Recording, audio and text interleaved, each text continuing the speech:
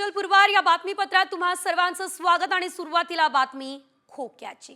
कारण खोक्याचं पार्सल आता थेट बीडमध्ये पाठवण्यात आलेलं आहे। सतीश उर्फ खोक्याला आज कोर्टामध्ये हजर केलं जाणार आहे। जिल्हा रुग्णालयामध्ये सतीश भोसलेची वैद्यकीय तपासणी करण्यात आलेली आहे। त्याआधी त्याला शिरूर कासारच्या पोलीस स्टेशनमध्ये आणण्यात आलं असल्याचं बघायला मिळालं। शिरूर पोलीस स्टेशनमध्ये ओळख परेड काढण्यात आली आणि थोड्याच वेळात खोक्याला कोर्टात हजर केलं जाईल। सतीश भोसलेला सकाळी प्रयागराजमधून संभाजीनगरमध्ये आणले। तरुणाला अमानुष मारहाण प्रकरणी खोक्या उर्फ सतीश भोसलेला प्रयागराजमध्ये अटक सुद्धा करण्यात आलेली आहे। आणि यामध्ये जर आपण बघितलं तर खोक्या सध्या बीडमध्ये आहे। आज कोर्टामध्ये त्याला हजर केलं जाणार आहे।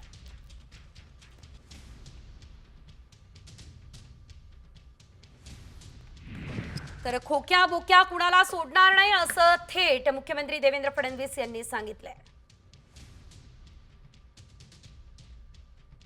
खरं म्हणजे आता इथे मी वेव्स करता आलोय, पण तुम्ही मला सोडणार नाही। त्यामुळे महाराष्ट्रामध्ये वेव चालू आहे। खोक्या असो, खोक्या असो, बोक्या असो, ठोक्या असो, कोणालाही सोडलं जाणार नाही। सगळ्यांना ठोकणार। खरं म्हणजे आता इथे मी वेव्स करता आलोय, पण तुम्ही मला सोडणार नाही। त्यामुळे महाराष्ट्रामध्ये वेव चालू आहे। खोक्या असो, खोक्या असो, बोक्या असो, ठोक्या असो, कोणालाही सोडलं जाणार नाही। सगळ्यांना ठोकणार। तर आपण बघतोय यावेळेस आता मुख्यमंत्री देवेंद्र फडणवीस यांनी हा इशारा दिलेला आहे आणि खोक्या असो की बोक्या कुणाला सोडणार नाही असंही त्यांनी म्हटलंय। सतीश भोसले उर्फ खोक्याच्या घराला लागलेल्या आगीप्रकरणी अज्ञाताविरोधात गुन्हा दाखल करण्यात आला। वन विभागाने बुलडोझर फिरवलेल्या घराला अज्ञातानं आग लावली आहे। वन विभागाच्या जागेवर अतिक्रमण करून त्यांना आलिशान बंगला बांधला। वन विभागानं अतिक्रमण ठिकाणी काही अज्ञात लोकांकडून जाळपोळ करण्यात आली। ही तक्रार खोक्याच्या नातेवाईकांनी पोलीस ठाण्यामध्ये दिलेली आहे। एकंदरीत आपण जर बघितलं तर या दरम्यान आता वन विभागाच्या कारवाईनंतर अज्ञातानं घराला आग लागलेली आहे। यामध्ये आपण पाहतोय अज्ञाताविरोधात गुन्हा सुद्धा दाखल करण्यात आलेला आहे। वन विभागानं केवळ अतिक्रमण काढलेलं, मात्र नंतर थेट या घराला आग लागली आहे।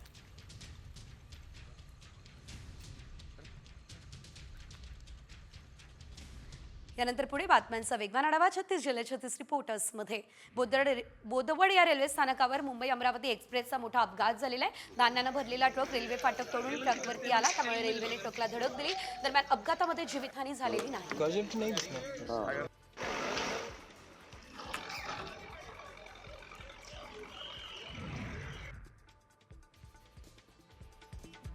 मैंने प्यार किया या चित्रपटातली अभिनेत्री भाग्यश्रीचा अपघात झालाय। तिच्या कपाळावरती गंभीर दुखापत झाली आहे। तिच्या कपाळावर 13 टाके पडले।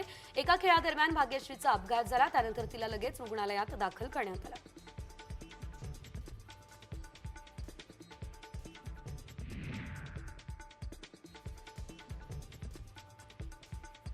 साताऱ्याच्या पाचगणी रोडवरील पसरणी घाटातून कार कोसळली, एकाचा मृत्यू झाला, 3 जण गंभीर जखमी आहे। सर्व पर्यटक लोणी काळभोरचे असल्याची माहिती आहे।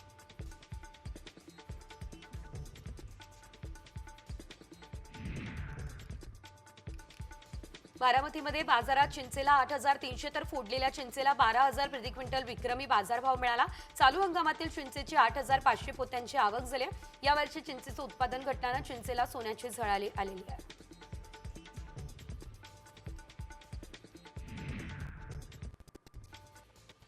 यंदा द्राक्ष पिकाला निसर्गाची साथ मिळाली नाहीये, त्यामुळे द्राक्षाचं उत्पादन घटलं। बेदाण्याला द्राक्षाची टंचाई भासली, याचा फटका आता बेदाणा उत्पादनावर झालाय। गतवर्षीच्या तुलनेत हंगामात बेदाण्याचे 25% उत्पादन घटण्याचा अंदाज आहे।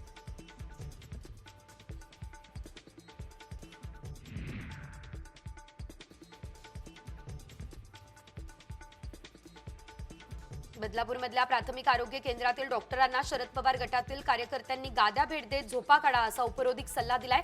आणि या आरोग्य केंद्रात प्रसूतीसाठी आलेल्या गरोदर महिलांना दाखल करून घेण्यास टाळाटाळ करत सरसकट पुढे पाठवलं जात असल्याचा आरोप राष्ट्रवादीने केलेला आहे।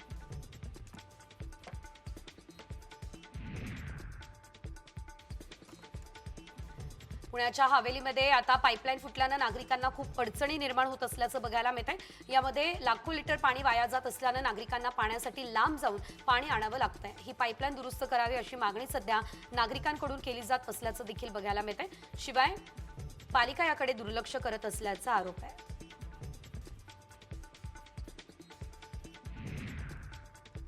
यवतमाळमध्ये काही महिन्यांपासून मुख्य चौकांमध्ये ठिकठिकाणी खड्डे पडले असल्याचं दिसतंय. यामध्ये त्यात पाणी साचलेलं आहे. वाहन चालकांना खड्ड्यातून मार्ग काढावा लागतोय. रस्त्यावर अपघाताची शक्यता आहे. खड्डे तातडीने बुजवण्याची मागणी शहरातील नागरिकांकडून सध्या तरी केली जाते.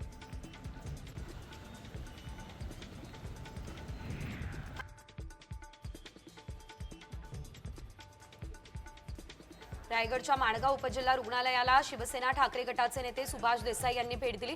यावेळेस वैद्यकीय तपासणीच्या मशिनरी नसल्यानं त्या धुळखात पडल्याचं निदर्शनास आलं आणि तसंच पुरेसा औषध साठा देखील नाही आहे. सर्व गोष्टींचा पाठपुरावा वरिष्ठ स्तरावर करण्यात येईल असं देसाई यांनी या दरम्यान सांगितलं असल्याचं देखील पाहायला मिळालं.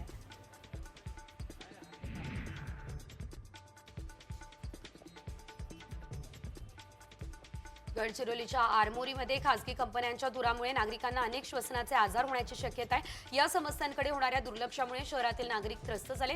निवेदन देऊन सुद्धा केराची टोपली दाखवली जाते आणि या सर्व समस्यांसाठी जबाबदार असलेल्या अधिकाऱ्यांचं निलंबन करण्याची मागणी नागरिकांकडून केली जाते.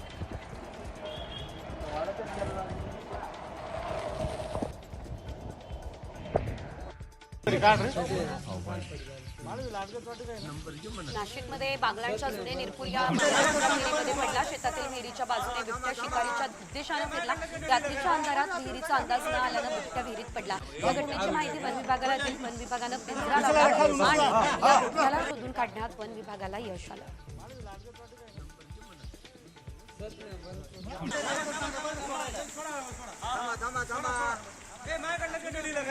वाशिमच्या पद्मतीर्थ मोक्षधाममध्ये 19 वर्षांपासून वेगळी होळी साजरी करण्याची परंपरा रूढ झाली आहे. अनेक जण व्यसनाच्या आहारी जाऊन स्वतःचा जीव गमावतात. त्यामुळे मानवी शरीरासाठी हानिकारक असलेल्या तंबाखू, बिड्या, सिगारेट, गुटखा या होळीमध्ये दहन करण्यात येतात आणि होलिकोत्सव साजरा केला जातो.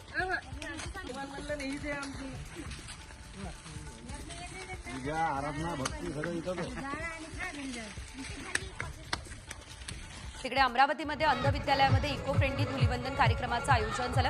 या कार्यक्रमात अंध विद्यार्थ्यांसाठी कोरड्या रंगांची होळी आयोजित केली, ज्यामुळे त्यांना रंगांचा आनंद घेता आला. अंध विद्यार्थ्यांनी डीजेच्या तालावर थिरकत एकमेकांना रंग लावत होळीचा सण साजरा केला.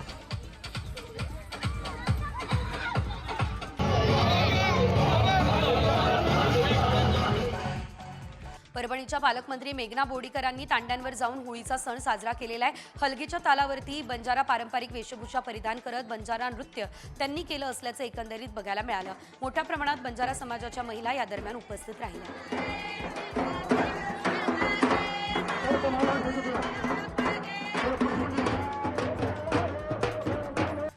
धुलीवंदनाला हत्याराची पिचकारी बाजारात चर्चेचा विषय ठरली आहे. कारण पिचकारीऐवजी हत्यारच लहान मुलांच्या हातात दिले जात असल्याचं दिसतंय. कुऱ्हाड आणि हातोडा पिचकारी बाजारामध्ये आली आहे. धुलीवंदनाला एकमेकांवर आनंदाचा रंग टाकला जातो. मात्र अशी हत्यारं आणि त्याची पिचकारी समजून रंग शिंपडणं हे कितपत योग्य आहे हे आता पालकांनीच ठरवायला हवं.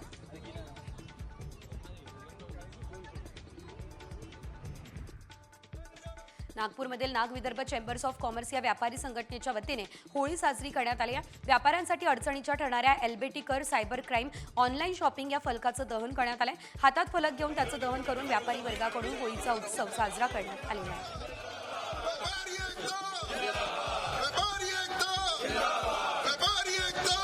पुणे मेट्रो आज 9 तास बंद असेल. सकाळी 6 ते दुपारी 3 पर्यंत मेट्रो बंद असेल. होळीनिमित्त मेट्रोची स्वच्छता आणि सुरक्षेच्या कारणास्तव मेट्रो प्रशासनानं हा निर्णय घेतला. दुपारी 3 ते रात्री 11 पर्यंत मेट्रो नियमित सुरू राहणार आहे असं देखील सांगितलं जातं.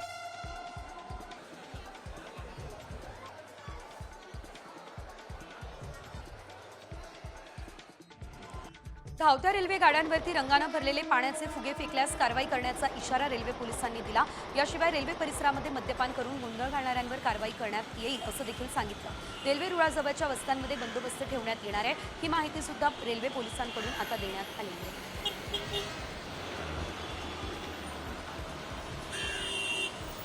धुलीवंदनाच्या दिवशी पुणे पोलिसांनी तगडा पोलीस बंदोबस्त ठेवलेला आहे. ड्रंक अँड ड्राईव्हची मोहीम हाती घेतलेली आहे. तब्बल 80 पथकं शहरातील चौकात तैनात करण्यात आली आहे. सकाळी 11 वाजेपासून रात्री 1:30 वाजेपर्यंत नाकाबंदी असेल. त्यामुळे होळी साजरी करताना मद्यप्राशन करणाऱ्या चालकांवर पोलिसांकडून कारवाईचा बडगा उगारला जाणार आहे. धुलीवंदनाच्या दिवशी वाहतुकीच्या नियमांचं उल्लंघन करणाऱ्यांवर मुंबई पोलिसांनी कारवाईचा बडगा उचलला. मुंबईमध्ये ठिकठिकाणी नाकाबंदी करण्यात आलेली आहे. वाहतूक नियमांचं उल्लंघन करणाऱ्यांवर कारवाई केली जाते आहे. धुलीवंदनाला कोणताही अनुचित प्रकार घडू नये यासाठी मुंबईमध्ये तगडा पोलीस बंदोबस्त तैनात ठेवण्यात आला आहे.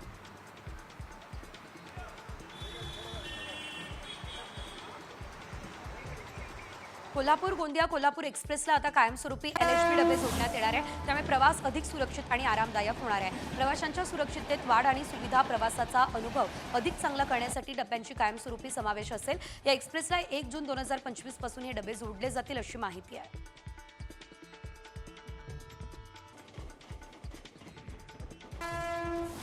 नांदेडच्या विमानतळावरती प्रवाशांसाठी प्रीपेड टॅक्सी आणि बेबी केअर रूमची व्यवस्था उपलब्ध करण्यात आली.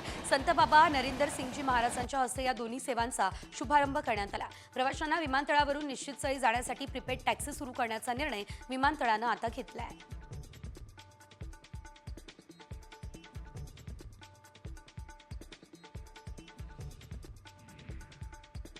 बातमी मोठी आहे कारण राज्यात आज उष्णतेची लाट येण्याची शक्यता आहे. हवामान विभागाकडून विदर्भाला उष्णतेच्या लाटेचा येलो अलर्ट जारी करण्यात आलेला आहे. यवतमाळ, अमरावती, अकोल्यामध्ये तापमानामध्ये वाढ होणार असल्याचं कळत आहे. त्यामुळे आता नागरिकांना सावधगिरी बाळगण्याचं आवाहन केलं जात आहे. गेल्या 24 तासात विदर्भातील सर्व जिल्ह्यांमध्ये हवामान कोरडं राहिलंय. चंद्रपूर जिल्ह्यातील ब्रह्मपुरीमध्ये सर्वात जास्त 42°C तापमानाची नोंद झाली आहे.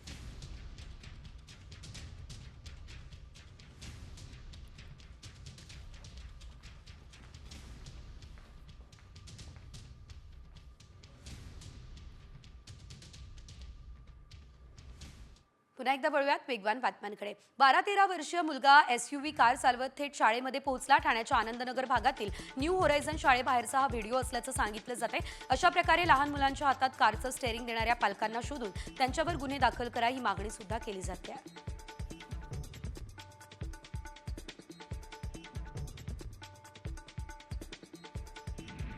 विद्यार्थ्यांना आता जर्मन भाषा शिकता येणार आहे कारण बालभारतीने नवीन उपक्रम हाती घेतलाय. मराठी मुलांना जर्मन भाषा शिकता यावी यासाठी जर्मन आणि मराठी भाषेतून एक पुस्तक प्रकाशित करण्यात आलं. महाराष्ट्र शासनाकडून जर्मनी देशातल्या 2 राज्यांसोबत एक करार करण्यात आलाय. सोलापुरात वाढत्या तापमानामुळे जिल्हा परिषदेच्या शाळेच्या वेळेत बदल करण्याची मागणी पालकांनी केली. सकाळी 7:30 ते 11:30 या वेळेत शाळा भरवण्यात यावी अशी मागणी युवा सेनेचे जिल्हाध्यक्ष गणेश दंगळे यांनी केलेली आहे.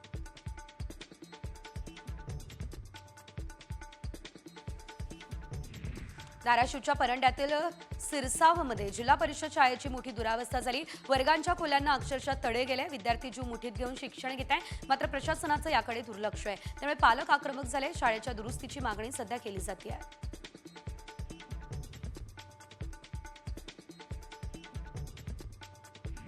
मध्य प्रदेशमध्ये नागपूरमधून MDची तस्करी करणाऱ्या 3घांना अटक झाली आहे. गुन्हे शाखेच्या अंमली पदार्थ विरोधी पथकानं ही कारवाई केली आहे. 10 लाख रुपये किमतीची 106 ग्रॅम MD पावडर सुद्धा जप्त करण्यात आलेली आहे.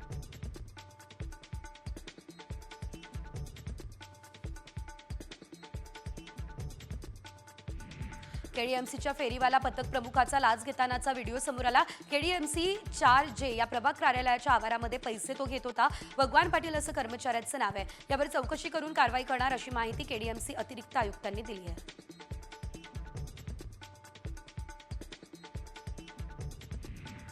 नाशिकच्या सटाणा पोलीस स्टेशनमध्ये गाडीची तक्रार करण्यासाठी गेलेल्या व्यक्तीची तक्रार नोंदवण्यास नकार देण्यात आला. शिपाई कर्मचाऱ्यानं तक्रार करणाऱ्या व्यक्तीसोबत उडवाउडवीची भाषा केली.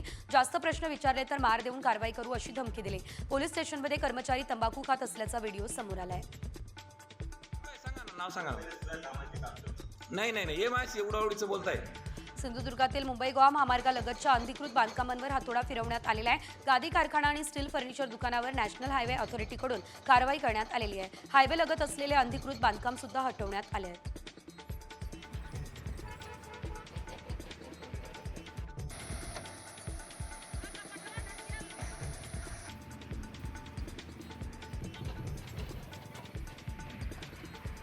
आणि आता बातमी अपघाताची आहे. बोदवड रेल्वे स्थानकावर मुंबई अमरावती एक्सप्रेसचा मोठा अपघात झालाय. जळगाव जिल्ह्यातल्या बोदवड रेल्वे स्थानकाच्या आपण पाहतोय जवळ एक्सप्रेस समोर ट्रक आला आणि अपघात झाला असल्याचं देखील बघायला मिळालं. सुमारे 100 मीटर हा ट्रक रेल्वे ट्रॅकवरती पुढे जाऊन पडलेला आहे. यामध्ये सुदैवानं वेळीच नियंत्रण मिळवल्यानं जीवितहानी सुद्धा टळली असल्याचं एकंदरीत बघायला मिळत आहे. गाडीने थेट ट्रकला धडक दिलेली आहे. रेल्वे मात्र दुर्घटनाग्रस्त झालेली आहे आणि या ट्रकचं देखील मोठ्या प्रमाणात नुकसान झालं असल्याचं देखील आपल्याला बघायला मिळत आहे.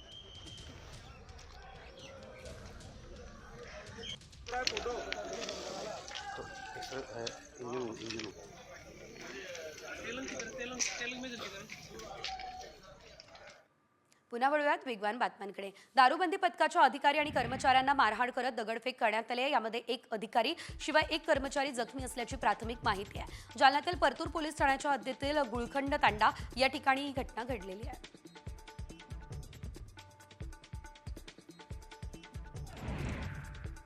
यवतमाळ जिल्ह्यातल्या वणी या शहरामध्ये भटक्या कुत्र्यांनी चिमुकल्यावर हल्ला केला. सदाशिवनगर भागात अंगावर काटा आणणारी ही घटना घडली. चिमुकला सायकलवरती खेळत असताना कुत्र्यांनी हल्ला केला. सावधानता राखत चिमुकल्यानं स्वतःला वाचवलं. ही घटना सीसीटीव्ही मध्ये कैद झाली.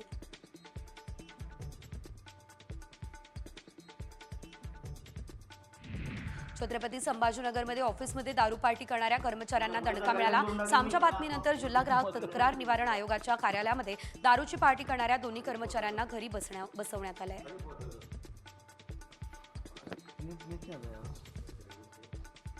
पिंपरी चिंचवड शहरात वाहनांची तोडफोड करण्यात आली आहे. मोशीमध्ये 2 गटाच्या वादातून 10 ते 15 जणांच्या टोळक्यानं 2 दुचाकी आणि 1 चारचाकी वाहनाची तोडफोड केली. तोडफोडीची घटना सीसीटीव्हीत कैद झाली आहे. क्षुल्लक कारणातून हा धक्कादायक प्रकार घडला. केएसबी चौकामध्ये काल दिवसाढवळ्या वाहनांची तोडफोड झाली आहे, तर काही तासांच्या अंतरावर पुन्हा एकदा हा प्रकार घडला आहे.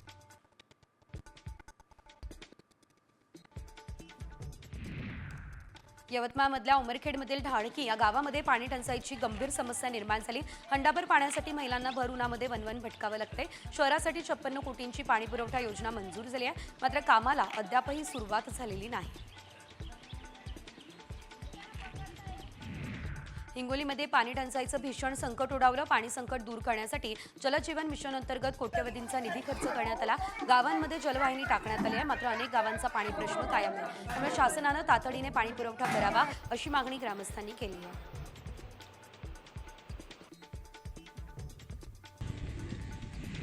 भिवंडीच्या खर्डी ग्रामपंचायत वॉर्ड क्रमांक 3 मध्ये दूषित आणि दुर्गंधीयुक्त पाणी पुरवठा होतोय. त्यामुळे परिसरातील महिलांनी थेट ग्रामपंचायत गाठली आहे. ग्रामपंचायत हेतुपूर्वक दुर्लक्ष करत असल्याचा आरोप त्यांनी यावेळेस केलेला आहे.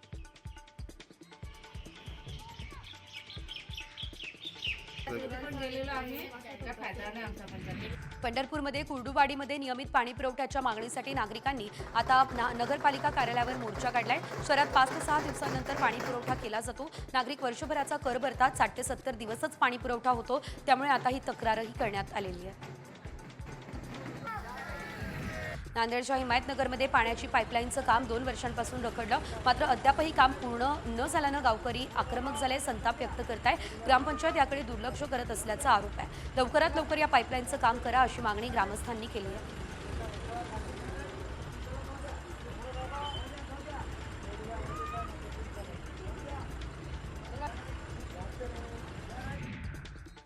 जमिनीच्या वादातून अनेकांची डोकी फुटतात. वर्षानुवर्ष वाद कोर्टात चालतात. मात्र आता हे सगळं थांबवण्यासाठी भूमी अभिलेख विभागानं एक नवीन फंडा शोधून काढलाय. हा फंडा नेमका आहे तरी काय आणि त्याचा शेतकऱ्यांना कसा फायदा होणार, त्यावरचा हा रिपोर्ट. 7/12 उतारा, पोट हिश्श्यांना नकाशे.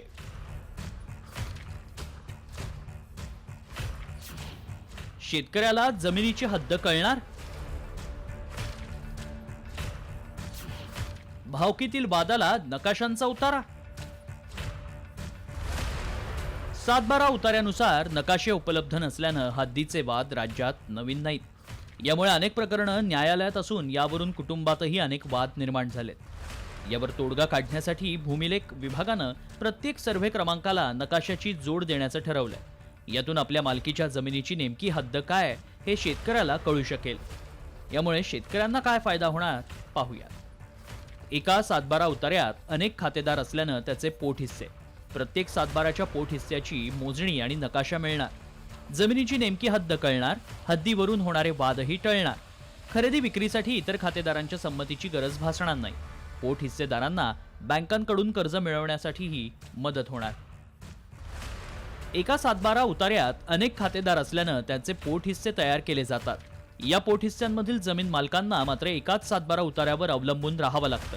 अशा पोट हिस्सेदाराला जमीन विक्री करायची असल्यास इतर सर्व खातेदारांची संमती घ्यावी लागते. खरेदी विक्रीतही अनेक बंधनं येतात. 7/12नुसार नकाशे उपलब्ध झाले तर हद्दीवरून होणारे वाद टळतील. तसंच खरेदी विक्री आणि बँकांकडून कर्जाची उपलब्धता देखील विनासायास होण्यास मदत होईल अशी आशा आहे. ब्युरो रिपोर्ट, साम टीव्ही.